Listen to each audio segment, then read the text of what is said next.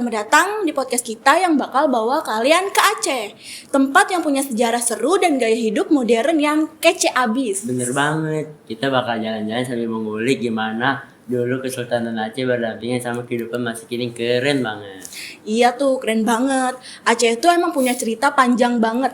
Dari zaman kejayaan sampai perjuangan melawan penjajah, kayaknya nggak ada habisnya deh ceritanya. Iya, dan yang bikin seru lagi, sejarah itu masih ke bawah sampai sekarang. Kalau kita semisal jalan-jalan ke Banda Aceh, pasti bakal ketemu bangunan-bangunan tua yang masih berdiri kokoh di tengah modernitas. Nah, bener banget. Contohnya kayak Masjid Baitur Rahman. Ikonnya Banda Aceh. Bangunan keren ini nggak cuma buat ibadah, tapi juga simbol keberanian orang Aceh.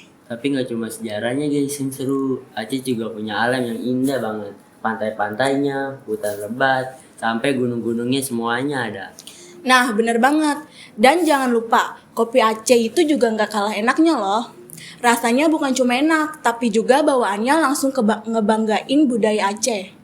Nah, yang pasti ramahnya orang Aceh itu gak ada duanya. Meskipun punya sejarah yang berat, tapi mereka selalu siap sambut tamu senyum lebar. Ya, jadi dari sejarah legendaris sampai gaya hidup modern yang kekinian, Aceh memang keren banget dan gak akan terlupakan. Sekarang yuk kita lanjut ke pembahasan utama kita, yaitu tentang Kesultanan Aceh. Kita kan menggali lebih dalam tentang sejarah yang menarik dan beragam dari Kesultanan Aceh. Bersama dua narasumber kali ini yang bernama Dika dan Halifah, mari kita mulai dengan membahas awal mula Kesultanan Aceh. Dika, boleh gak sih lu ngejelasin gimana Kesultanan Aceh ini berdiri? Tentu Melani, Kesultanan Aceh didirikan oleh Sultan Ahli Muhammad. Ya, pada tahun 1946. Pada awalnya Kesultanan Aceh ini berdiri atas wilayah kerajaan Lamuri dan kemudian berhasil menyatukan ke beberapa wilayah kerajaan sekitarnya seperti Dayak, Pedir, Lidia, dan Nakur. Hal ini melatar belakangi berdirinya Kesultanan Aceh Darussalam. Sejak berdirinya Kerajaan Makala dengan masa kejayaannya meliputi Pasai, Aru, Lamuri, dan daerah lainnya. Keren banget ya kalau kayak gitu. Namun kemudian Kesultanan ini menghadapi tantangan dari penjajahan Belanda yang memiliki keinginan besar untuk menguasai wilayah Kesultanan Aceh. Setelah terusan Swiss dibuka yang meningkatkan pentingnya Aceh dalam perdagangan internasional. Nah, tadi yang dijelasin Dika tuh emang jelas banget ya.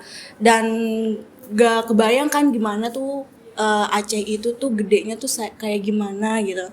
Nah, makasih nih buat Dika atas penjelasannya. Coba dong Halifah, apa yang membuat Kesultanan Aceh begitu penting di wilayah Sumatera bagian utara? Oke, Kesultanan Aceh memiliki pemimpin-pemimpin yang kuat dan berpengaruh seperti Sultan Al-Mugayat Syah dan Sultan Iskandar Muda.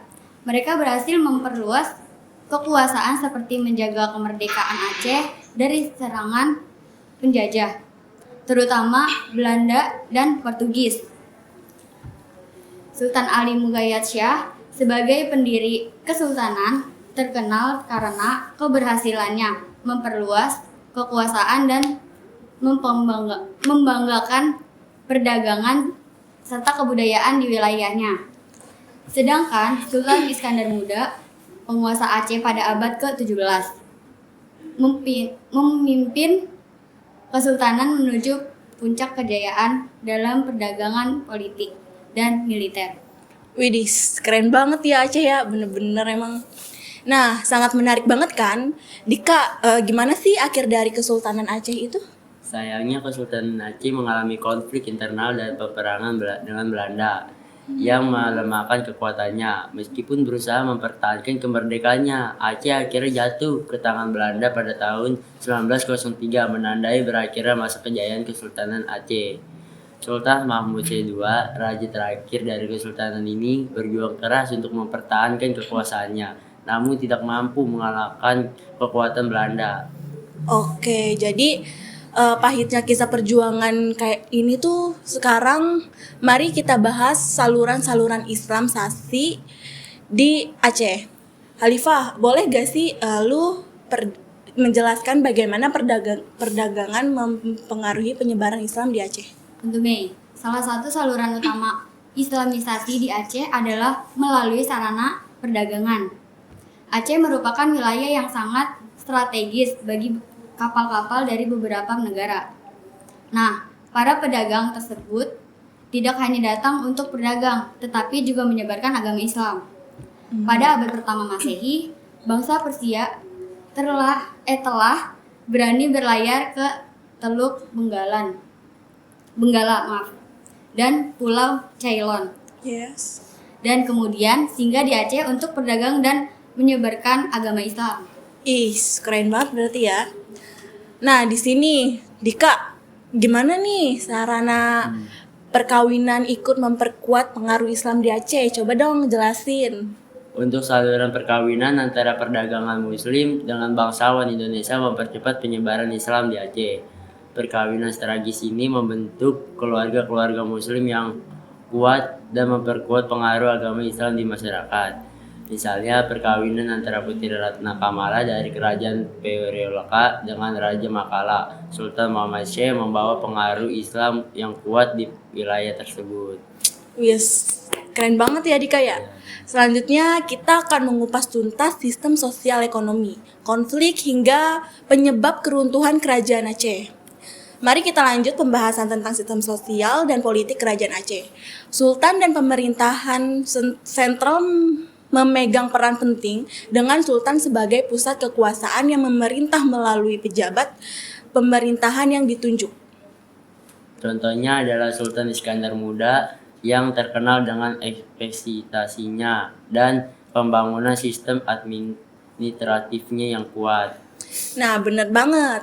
Selain itu, bangsawan juga memiliki pengaruh besar dalam struktur politik Aceh. Seringkali memegang posisi penting dalam pemerintahan atau militer.